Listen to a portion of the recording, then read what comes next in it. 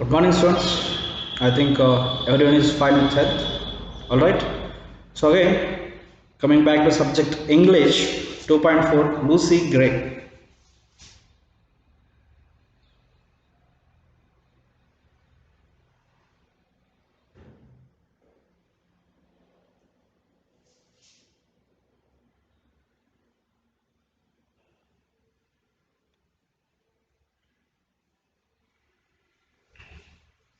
So the poem beautifully written by William Wordsworth, and I think we had started this right. So I think we had completed till line number 20. That stanza, I'll again read it. Listen carefully. That, Father, will I gladly do. This scarcely afternoon. The Minster clock has just struck 2, and yonder is the moon. So actually ಅದು ತಂದು ಕೇಳ್ತಾರೆ ಅವಳು ಏನು ಹೇಳ್ತಾನೆ ಅವಳ ತಂದೆಯವರಿಗೆ. ಅವಳಿಗೆ ಏನು ಹೇಳ್ತಾನ? Tonight will be a stormy night. So ಇವತ್ತು ಚಂಡಮಾರುತದ ರಾತ್ರಿ ಇರ್ತದ. You to the town must go. ಅಂದ್ರ ಇವತ್ತು ಚಂಡಮಾರುತ ಇರ್ತದ ರಾತ್ರಿ. ನೀ ಏನು ಮಾಡ್ಬೇಕಂದ್ರ ಪಟ್ಟಣಕ್ಕೆ ಹೋಗಿ ಒಂದು ಲ್ಯಾಂಟರನ್ನ ತೆಗೆದುಕೊಂಡು ಹೋಗಿ ನೀನೇನು ಮಾಡಬೇಕು, ನಿನ್ನ ಮದರನ್ನ ಆ ಒಂದು ಹಿಮದಲ್ಲಿ ಹಾಯಿಸಿ ಕರ್ಕೊಂಡು ಬರಬೇಕು ಮನೆಗೆ ಅಂತ ತಂದು ಯಾರು ಹೇಳಿರ್ತಾರ? ಈ ಲೂಸಿ ಅವಳ ತಂದೆ ಹೇಳಿರ್ತಾರೆ. ಲೂಸಿಗೆ ಹೇಳಿರ್ತಾರೆ ಏನಂತ, ಇವತ್ತು ರಾತ್ರಿ ಚಂಡಮಾರುತ ಅಬ್ಬರಿಸುವ ಸಾಧ್ಯತೆ ಇದೆ, ಹೀಗಾಗಿ ನೀನು ಪಟ್ಟಣಕ್ಕೆ ಹೋಗಿ ಆ ಒಂದು ಲ್ಯಾಂಟರ್ನನ್ನು ತೆಗೆದುಕೊಂಡು ಹೋಗು, ಹಾಗೂ ಆ ಪಟ್ಟಣದಿಂದ ನಿನ್ನ ತಾಯಿಯನ್ನು ಕರೆದುಕೊಂಡು ಬಾಯಿ ಹಿಮದಿಂದ ತಂದು ಅವಳ ತಂದೆ ಅವಳಿಗೆ ಹೇಳಿರ್ತಾಳೆ. ಸೊ ಅದಕ್ಕೆ ಅವಳು ಏನು ಪ್ರತಿಕ್ರಿಯೆ ನೀಡ್ತಾಳ? ದ್ಯಾಟ್ ಫಾದರ್, ಅದು ಅಪ್ಪ, ವಿಲ್ ಐ ಗ್ಲಾಡ್ಲಿ ಡೂ, ಅಂದ್ರೆ ನಾನು ಮಾಡ್ತೀನಿ ಕೆಲಸ. The scarcely afternoon. ಸ್ಕೇರ್ಸ್ಲಿ ಅಂದ್ರೆ ಏನು? It was hardly afternoon. ಈ ಒಂದು ಮಾತನ್ನ ತಂದೆ ಆ ಲೂಸಿಗೆ ಹೇಳಿದಾಗ ಅವಾಗ ಏನಾಗಿತ್ತು? ಭಾಳ ಅಂದ್ರೆ ಮಧ್ಯಾಹ್ನ ಆಗಿತ್ತು ಅಷ್ಟೇ, ಮಧ್ಯಾಹ್ನ, afternoon. The minster clock has just struck 2. The minster clock ಅಂದ್ರೆ ಏನು? ಅಲ್ಲಿ ಏನೋ ಒಂದು ಚರ್ಚ್ ಇರ್ತದ, ಆ ಚರ್ಚ್ ಮೇಲೆ ಒಂದು ಕ್ಲಾಕ್ ಇರ್ತದೆ, ಗಡಿಯಾರ. ಸೊ ಆ ಒಂದು ಟೈಮ್ ನೋಡಿದಾಗ ಅದು ಏನಾಯಿತು? ಮಧ್ಯಾಹ್ನ 2 ಗಂಟೆ ಆಗಿತ್ತು. And yonder is the moon. Yonder ಅಂದ್ರೆ ಏನು? Very far away. ಯಾರು? ಚಂದ್ರ. ಮೂನ್ ಅಂದ್ರೆ ಏನು? ಚಂದ್ರ ಅಂತ ಕರಿತೀವಿ. ಸೊ ಇವಾಗ ಮಧ್ಯಾಹ್ನ 2 ಗಂಟೆ ಆಗಿದೆ. So Moon is very far, ಅಂದ್ರೆ ಇನ್ನ ಚಂದ್ರ ಬರೋ ಒಂದು ಟೈಮ್ ಆಗಿಲ್ಲ. ಯಾಕ? ಹಗಲತ್ ಕಾಣಂಗಿಲ್ಲ ಚಂದ್ರ, ರೈಟ್? ಸೊ ಹಗಲತ್ ಚಂದ್ರ ಇರಂಗಿಲ್ಲ. ಇದ್ರೂ ಕಣ್ಣಿಗೆ ಗೋಚರಿಸುವುದು ಬಹಳ ಕಷ್ಟ ಇರ್ತದೆ, ರೈಟ್? ಸೊ ಅದೇ ಮಧ್ಯಾಹ್ನ 2 ಗಂಟೆ ಆಗಿರ್ತದ. ಅವಾಗ ಆ ಲೂಸಿ ಅವಳ ತಂದೆ ಲೂಸಿಗೆ ಹೇಳ್ತಾನೆ, ನೀನು ಪಟ್ಟಣಕ್ಕೆ ಹೋಗಿ ನಿನ್ನ ತಾಯಿಯನ್ನು ಕರೆದುಕೊಂಡು ಬಾ, ಜೊತೆಗೆ ಹೋಗುವಾಗ ಆ ಒಂದು ಕಂದೀಲು ಲ್ಯಾಂಟರ್ನನ್ನು ತೆಗೆದುಕೊಂಡು ಹೋಗು ಅಂತ ಹೇಳ್ತಾನೆ. ಸೊ ಅದನ್ನ ಮಾಡ್ತೀನಪ್ಪ. ಇವಾಗ ಜಸ್ಟ್ ಎಷ್ಟಾಗಿದೆ? ಅಲ್ಲಿ ಚರ್ಚ್ ಟೈಮ್ ತೋರಿಸ್ತಾ ಇದೆ, ಇವಾಗ 2 ಗಂಟೆ ಆಗಿದೆ ಮಧ್ಯಾಹ್ನ. ಸೊ ನಾ ಏನು ಮಾಡ್ತೀನಿ, ಇನ್ನು ಚಂದ್ರ ಬರೋದು ಬಹಳಷ್ಟು ಲೇಟ್ ಆಗಿದೆ, ಸೊ ನಾನು ಹೋಗಿ ಕರ್ಕೊಂಬರ್ತೀನಿ ಅಂತ ತಂದು ಲೂಸಿ ಅವಳ ತಂದೆಗೆ ಹೊಳ್ಳಿ ಉತ್ತರವನ್ನು ನೀಡ್ತಾಳೆ. So next stanza. At this the father raised his book. Listen carefully the pronunciation part. At this the father raised his book and snapped a faggot band. ಏನು? Faggot band. He plied his work, and Lucy took the lantern in her hand. At this, the father raised his hook. Book alladu hook. Hook ಅಂದ್ರೆ ಏನು? Sickle. ನಾವು ಹೆಸರು ಕುರುಪಿ ಅಂತ ಕರಿತೀವಲ್ಲ, ಹೊಲದಲ್ಲಿ ಕಸ ತೆಗಿಲಿಕ್ಕೆ ನಾವೇನು ಒಂದು ಕುರುಪಿ ಅಂತ ಯೂಸ್ ಮಾಡ್ತೀವಿ, ಅದಕ್ಕೆ ನಾವು ಕುರುಪಿ ಅಂತ ಕರಿತೀವಿ, right? So that is sickle. So ಆ ಒಂದು ಟೈಮಿಗೆ ಏನು ಮಾಡ್ತಾನ ಅವಳ ತಂದೆ? ಆ ಒಂದು ಸಿಕಲನ್ನು ತನ್ನ ಕೈಯಲ್ಲಿ ಹಿಡ್ಕೋತಾನೆ. At this the father raised his hook. So ಇವಳೇನು ಲೂಸಿ ಹೇಳ್ತಾಳೆ, ಆಯ್ತಪ್ಪ ನಾನು ಹೋಗಿ ಕರ್ಕೊಂಡ್ಬರ್ತೀನಿ, ಇವಾಗ ಮಧ್ಯಾಹ್ನ 2 ಗಂಟೆ ಆಗಿದೆ, ಇನ್ನು ಚಂದ್ರ ಬರೋದಕ್ಕೆ ಬಹಳಷ್ಟು ಸಮಯ ಬೇಕಾಗುತ್ತೆ, ಹಿಂಗಾಗಿ ನಾನು ಕರ್ಕೊಂಡ್ಬರ್ತೀನಿ ಅಂತಂದು ಏನು ಅವಳು ಹೇಳ್ತಾಳಲ್ಲ, ಆ ಒಂದು ಮೂಮೆಂಟಿಗೆ ಅವಳ ತಂದೆ ಏನು ಮಾಡ್ತಾನ, ತನ್ನ ಕೈಯಲ್ಲಿ ಸಿಕಲನ್ನು ಹಿಡ್ಕೊತಾನ, ಕುರುಪಿ. ಆ್ಯಂಡ್ ಸ್ನ್ಯಾಪ್ಡ್ ಅಂದ್ರೆ ಏನು? Cut with a sharp noise. Snapped a fagot band, the string with which the bundle had been tied. ಈಗ ಏನು ಅಲ್ಲಿ ಒಂದು ಬಂಡಲ್ ಇರ್ತದ, ಕಟ್ಟಿಗೆಯ ಬಂಡಲ್ ಇರ್ತದ, ಆ ಬಂಡಲಿಗೆ ಏನು ಕಟ್ಟಿರ್ತಾರಲ್ಲ ಅದನ್ನೇನು ಮಾಡ್ತಾನ ಇವನು ಆ ಒಂದು ಸಿಕ್ಕಲನ್ನು ಹಿಡ್ಕೊಂಡು ಜೋರಾಗಿ ಆ ಬಂಡಲ್ಗೆ ಏನು ಕಟ್ಟಿರ್ತದ ಆ ದಾರಕ್ಕೆ ಇವನು ಹೊಡಿತಾನ. ಅವಾಗ ಏನಾಗ್ತದ, ಅದು ಬಹಳಷ್ಟು ನಾಯ್ಸ್ದಿಂದ ಆ ಸ್ಟ್ರಿಂಗು ಕಟ್ ಆಗ್ತದ. ಅರ್ಥ ಆಯ್ತು? ಫಾರ್ ಎಕ್ಸಾಂಪಲ್, ಈಗ ನಾವು ಬಹಳಷ್ಟು ಕಟ್ಟಿಗೆಯನ್ನು ಏನು ಮಾಡ್ತೀವಿ, ಒಂದು ಇದರಲ್ಲಿ ಕಟ್ತೀವಿ. ಫಾರ್ ಎಕ್ಸಾಂಪಲ್, ಹಗ್ಗದಿಂದ ನಾವೆಲ್ಲ ಕಟ್ತೀವಿ. ಸೊ ಅವನೇನು ಮಾಡ್ತಾನ, ಆ ಹಗ್ಗಕ್ಕೆ ತನ್ನ ಕುರುಪಿಯಿಂದ ಜೋರಾಗಿ ಹೊಡೆದಾಗ ಅದು ಕಟ್ ಆಗ್ತದ. ಇಲ್ಲಿ ಏನಾಗ್ತದ, ಆ ಒಂದು ಮೂಮೆಂಟಿಗೆ ಏನು ಮಾಡ್ತಾನೆ ಅವನು, ಸ್ನ್ಯಾಪ್ ಅಂದ್ರೆ ಏನು? It is going to cut with sharp noise. ಅಂದ್ರೆ ಅದು ಕಟ್ ಆಗ್ತದೆ, ಬಟ್ ಕಟ್ ಆಗ್ಬೇಕಾದ್ರೆ ಏನು ಮಾಡ್ತದೆ, ಬಹಳಷ್ಟು ಶಾರ್ಪ್ ಆಗಿ ನಾಯ್ಸ್ ಅನ್ನು ಮಾಡ್ತದೆ. So what's happening there? He is cutting the bundle of wood. So ಏನು ಒಂದು ಉರುವಲು ಕಟ್ಟಿಗೆ ಇರ್ತದ, ಅದಕ್ಕೇನು ಕಟ್ಟಿರ್ತದಲ್ಲ ಆ ಒಂದು ಕಟ್ಟಿದ ದಾರವನ್ನು ಇವನು ಏನು ಮಾಡ್ತಾನ, ತೆಗೆಯಲಿಕ್ಕೆ ಆ ಒಂದು ಸಿಕಲ್ ಕುರುಪೆಯಿಂದ ಜೋರಾಗಿ ಅದು ಹೊಡಿತಾನ. ಅವಾಗ ಏನಾಗ್ತದೆ, ಕಟ್ಟಿರ್ತಕ್ಕಂಥ ಸ್ಟ್ರಿಂಗು ಸೌಂಡ್ ಮಾಡ್ಕೋತದು ಕಟ್ ಆಗ್ತದ. ಸೊ ಆ ಮೂಮೆಂಟಿಗೆ ಏನಾಗ್ತದ, ಹಿ ಪ್ಲೈಡ್ ಹಿಸ್ ವರ್ಕ್ ಅಂದ್ರೆ he became busy with the work whatever he was able to do there. So ಅಲ್ಲಿ ಏನಾಗ್ತದೆ ಅಂದ್ರೆ ಅವನು ಏನು ಇಷ್ಟೊಂದು ಕೆಲಸ ಮಾಡಬೇಕಂತಂದು ಆ ಬಂಡಲದ ಒಂದು ಇದು ಹೊಡೆದಿರ್ತಾನೆ. ಸೊ ಅವ ಏನು ಮಾಡ್ತಾನ, ಆ ಒಂದು ಕೆಲಸದಲ್ಲಿ ಬ್ಯುಸಿ ಆಗಿಬಿಡ್ತಾನೆ. And Lucy took the lantern in her hand. So ಏನು ತಂದೆ ತನ್ನ ಕೆಲಸದಲ್ಲಿ ಮಗ್ನನಾಗ್ತಾನ, ಆ ಒಂದು ಸಮಯಕ್ಕೆ ಈ ಲೂಸಿ ಏನು ಮಾಡ್ತಾಳ, ಆ ಒಂದು ಲ್ಯಾಂಟರ್ನನ್ನು ತನ್ನ ಕೈಯಲ್ಲಿ ಹಿಡಿದು ಹೋಗ್ತಾಳ. ಈ Lucy took the lantern in her hand ಅಂದ್ರೆ ಆ ಒಂದು ಏನು ಲ್ಯಾಂಟರ್ನ್ ಇರ್ತದೆ ಮನೆಯಲ್ಲಿ, ಆ ಲ್ಯಾಂಟರ್ನನ್ನು ಅವಳು ತನ್ನ ಕೈಯಲ್ಲಿ ತೆಗೆದುಕೊಳ್ತಾಳ. Next stanza, that is from number 25. Not Blither is the mountain road, with many a wanton stroke, her feet disperse the powdery snow that rises up like smoke. So not Blither ಅಂದ್ರೆ ಏನು? Happier.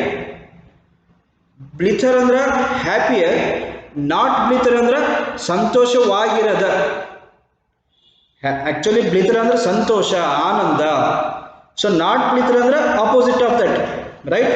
So ಆನಂದನೂ ಇರಂಗಿಲ್ಲ, ಸಂತೋಷನೂ ಇರಂಗಿಲ್ಲ. Is the mountain rho ಅಂದ್ರೆ ಏನು? Small female dear ಅಂದ್ರೆ ಅಲ್ಲಿ ಚಿಕ್ಕದಾಗಿರ್ತಕ್ಕಂಥ ಒಂದು ಹೆಣ್ಣು ಇದು ಏನು ಇದೇನು ಕರಿತೀವಿ ನಾವು ಡೇರಿಗೆ, ಜಿಂಕೆ. ಸೊ ಹೆಣ್ಣು ಜಿಂಕೆ ಏನಾಗ್ತದೆ ಅಲ್ಲಿ, it is not happy in that mountain roe. ಆ ಒಂದು ಮೌಂಟೇನ್ ಅಲ್ಲಿ ಅಲ್ಲಿರ್ತಕ್ಕಂಥ ಡೇರ್ ಏನಾಗ್ತದೆ, it is not happy. With many a wanton stroke. Wanton ಅಂದ್ರೆ it is playful, sportive.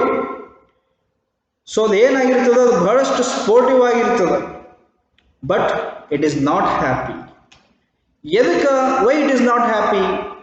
Even though it is a sportive deer, even though it is a playful deer, female deer, ಹೆಣ್ಣು ಜಿಂಕೆ ಏನಾಗ್ತದೆ ಅಲ್ಲಿ ಬಹಳಷ್ಟು sportive nature ಇರ್ತದೆ. ಅಂದ್ರೆ ಅದು ಆಟವನ್ನು ಆಡ್ತಾ ಇರ್ತದೆ, ಆದ್ರೆ ಅದು ಸಂತೋಷದಲ್ಲಿರಂಗಿಲ್ಲ.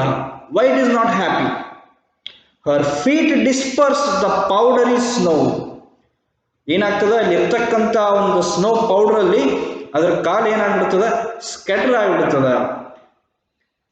It scatters its feet in that powder snow that rises up like smoke. ಅದೇನು ಹಿಂಗೆ ಜಿಗಿಬೇಕಾದ್ರೆ ತನ್ನ ಕಾಲನ್ನು ಪುಷ್ ಮಾಡ್ತಾ ಇರ್ತದ, ಅದರಿಂದ ಏನಾಗ್ತದೆ, ಅದು ಬಹಳಷ್ಟು ಸ್ಮೋಕ್ ಎದ್ದವ್ರಿಗತ್ಲೆ ಅದು ಅಲ್ಲಿ ಸ್ಕ್ಯಾಟರ್ ಆಗಿಬಿಡ್ತದ.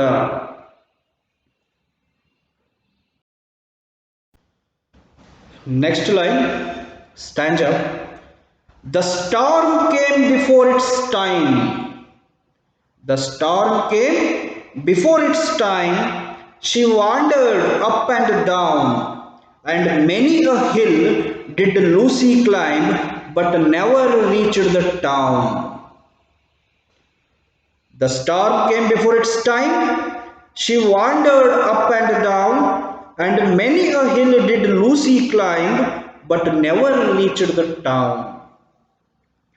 So ಏನಾಗ್ತದೆ ಅಂದ್ರೆ the storm came before its time means whatever we call it as cyclone, ಚಂಡಮಾರುತ. ಅದೇನಾಗ್ತದೆ, ಅದು ಯಾವಾಗ ಬರಬೇಕಾಗಿರ್ತದೆ ಅದಕ್ಕಿಂತ ಮುಂಚೆನೇ ಆ ಒಂದು ಚಂಡಮಾರುತ ಅಲ್ಲಿ ಅಪ್ಪಳಿಸಿ ಬಿಡ್ತದೆ.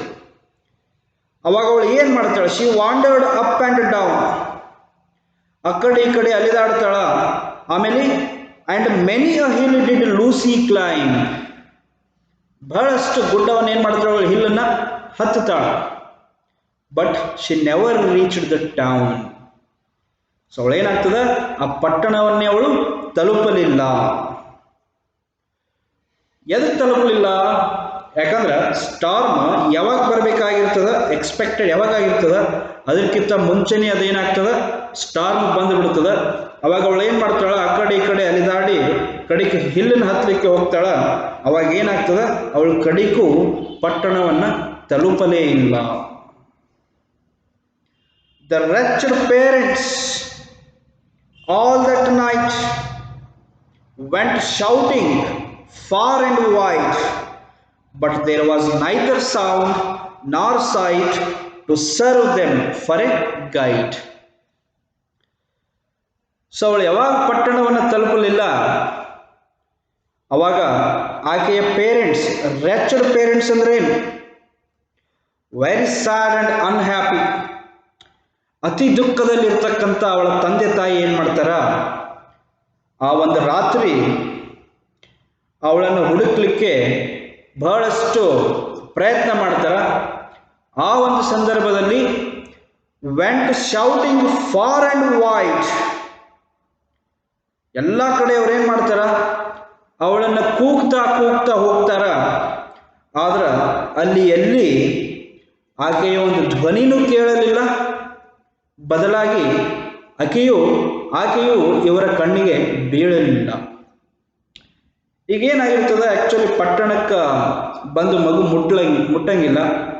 ಸೊ ಹೀಗಾಗಿ ತಂದೆ ತಾಯಿ ಏನು ಮಾಡ್ತಾರೆ, ಅತಿ ದುಃಖದಿಂದ ಒಂದು ಏನಾಗಿರ್ತದೆ ಅಂದರೆ ಭಾಳಷ್ಟು ದುಃಖ ಆಗಿರ್ತದೆ. ಮತ್ತು ಮಗಳು ಎಲ್ಲಿ ಹೋದ್ಲು ಅಂತ ತಂದು ಯಾವುದೇ ತಂದೆ ತಾಯಿಗಳು ಆಗೋದು ಸಾಮಾನ್ಯ. ಸೊ ಹಂಗೆ ಆದ ತಕ್ಷಣ ಏನು ಮಾಡ್ತಾರೆ, ಅವರಿಬ್ಬರು ಆ ಒಂದು ಮೌಂಟೇನ್ದಲ್ಲಿ ಅವಳ ಹೆಸರನ್ನು ಕೂಗುತ್ತಾ ಎಲ್ಲ ಕಡೆಯಲ್ಲಿ ಅಲೆದಾಡ್ತಾರೆ. ಸೊ ಬಹಳಷ್ಟು ಕೂಗ್ತಾರ, ಅವಳು ಧ್ವನಿನೂ ಇವರಿಗೆ ಕೇಳಲಿಲ್ಲ. ಇನ್ ಕೇಸ್ ಇವ್ರ ಪೇರೆಂಟ್ಸ್ ಕೂಗಿದ್ರೆ ಏನಾಗ್ತಿತ್ತು, ಅವಳ ಕಿವಿಗೆ ಮುಟ್ಟಿಂದ ಅವಳು ಒದರ್ತಿದ್ಲು, ನಾ ಇಲ್ಲದೀನಿ ಅಂತ ತಂದು.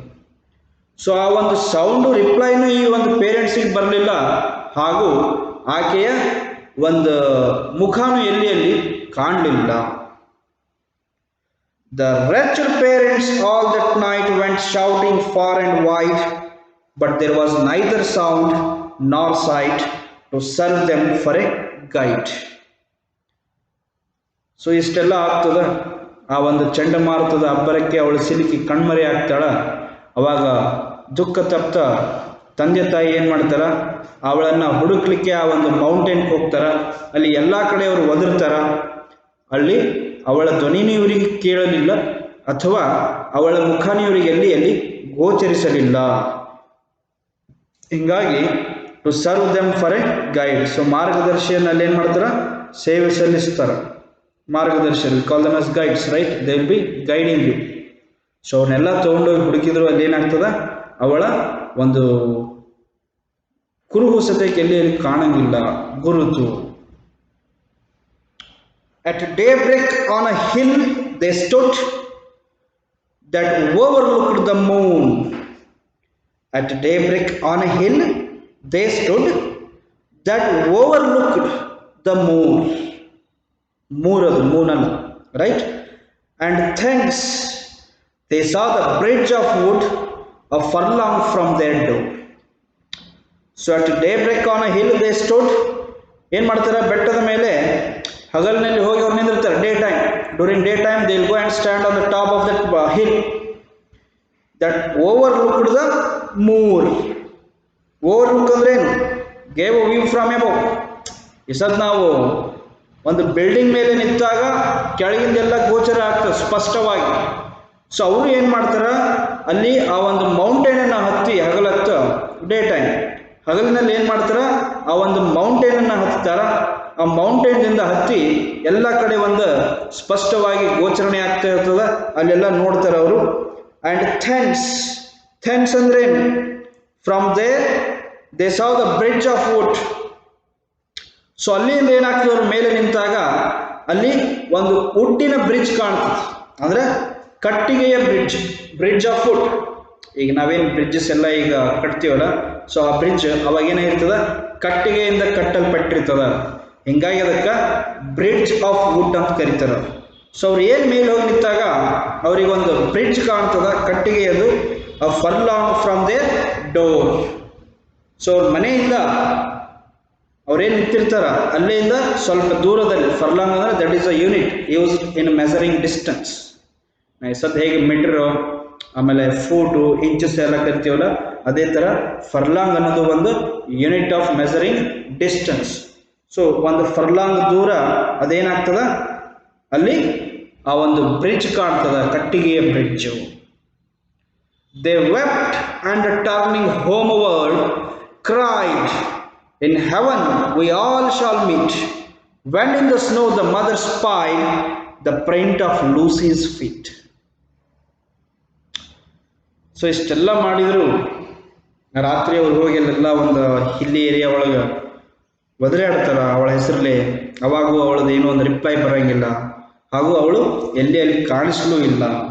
ಆಮೇಲೆ ಏನು ಮಾಡ್ತಾರೆ, ಡೇ ಟೈಮ್ ಮರುದಿನ ನೆಕ್ಸ್ಟ್ ಡೇ ಟೈಮ್ ಅವರು ಆ ಒಂದು ಹಿಲ್ ಮೇಲೆ ಹೋಗಿ ಅದ್ರ ಮೇಲೆ ಹತ್ತಿ ಅಲ್ಲಿಂದ ಎಲ್ಲ ಕಡೆ ಕಣ್ಣಾಡಿಸ್ತಾರ. ಅವಾಗ ಏನಾಗಿರ್ತದ, ಒಂದು ಕಟ್ಟಿಗೆಯ ಬ್ರಿಡ್ಜ್ ಕಾಣ್ತದ. ಆ ಬ್ರಿಡ್ಜ್ ಎಲ್ಲಿರ್ತದ ಅಂದ್ರೆ ಇವ್ರ ಮನೆಯದು ಏನೊಂದು ಬಾಗಿಲು ಇರ್ತದ, ಅಲ್ಲಿಂದ ಒಂದು ಫರ್ಲಾಂಗ್ ದೂರ ಅಷ್ಟೇ ಇರ್ತದ. They wept and turning homeward cried. Wept ಅಂದ್ರೆ ಏನು, ಅಳುವುದು. ಸೊ ಅಳ್ಕೋತ ಏನ್ ಮಾಡ್ತಾರೆ ಅವರು, ತಮ್ಮ ಮನೆ ಹತ್ತ ಧಾವಿಸ್ತಾರೆ. ಕ್ರೈಡ್ ಅಳುವುದು. ಸೊ ಅವ್ರ ಮನೆ ಹತ್ರ ಅವ್ರು ಬರಬೇಕಾದ್ರೆ ಅಳ್ಕೋತ ಬರ್ತಾ ಇರ್ತಾರ. In heaven we all shall meet. ಏನಂತ, in heaven we all shall meet. In heaven we all shall meet ಅಂದ್ರ ಇನ್ನು ಸ್ವರ್ಗದಲ್ಲಿ ನಾವೆಲ್ಲರೂ ಅಲ್ಲೇ ಭೇಟಿಯಾಗೋಣ. When in the snow the mother spied the print of Lucy's feet. ಇಷ್ಟೆಲ್ಲ ಅವಳು ಯಾವಾಗ ಉದ್ಧಾರ ಮಾಡ್ತಾಳ ಅಂದ್ರೆ, ಯಾವಾಗ ಆ ಒಂದು ಸ್ನೋದಲ್ಲಿ, ಹಿಮದಲ್ಲಿ ಆ ಲೂಸಿಯ ಹೆಜ್ಜೆ ಮೂಡಿರ್ತದ. ಲೂಸಿ ಹಾಕಿರ್ತಕ್ಕಂಥ ಒಂದು ಶೂಸ್ ಇರಬಹುದು, ಅದರದ್ದೇನಲ್ಲಿ ಹೆಜ್ಜೆ ಮೂಡಿರ್ತದ. ಅದನ್ನು ನೋಡ್ತಾ ಈ ಒಂದು ತಾಯಿ ಏನು ಮಾಡ್ತಾಳ, what she is doing there, ಆ ಒಂದು ಸಂದರ್ಭ ಕಂಡ ತಕ್ಷಣ ಅವಳ ಒಂದು ಫುಟ್ ಪ್ರಿಂಟ್, ಅವಳ ಕಾಲಿನ ಗುರುತು ಅಲ್ಲಿ ಕಂಡ ತಕ್ಷಣ ಅವಳು ಏನು ಮಾಡ್ತಾಳ, ಜೋರಾಗಿ ಅಳ್ಕೋತ ಏನು ಹೇಳ್ತಾಳ, in heaven we all shall meet. ಅಂದ್ರೆ ಸ್ವರ್ಗದಲ್ಲಿ ನಾವೆಲ್ಲರೂ ಕೂಡಿ ಭೇಟಿ ಆಗೋಣ ಅಂತ ತಂದು ಅವಳು ಅಳ್ಕೋತ ಹೇಳ್ತಾಳೆ. Right. So that is about the poem for today, right? So next, just listen, I'll read next stanza, then we'll continue in the next class. Then downwards from the steep hill's edge they traced the footmarks small, and through the broken hawthorn hedge and by the long stone wall. Then downwards from the steep hill's edge they traced the footmarks small, and through the broken hawthorn hedge and by the long stone wall. So illige we'll stop today, and we'll continue it again in the next class, right? So till then, as usual, keep reading the poem again and again. Understand the meanings which are given at the bottom of that particular page, right? so that it will be helpful for you to understand in a easier manner. And homework, you have to read the poem what is taught today, and you have to write the summary of it. Is this clear? So that's all for the day. Keep reading, take care of your health, stay home, stay safe. We'll meet you in the next class. Thank you.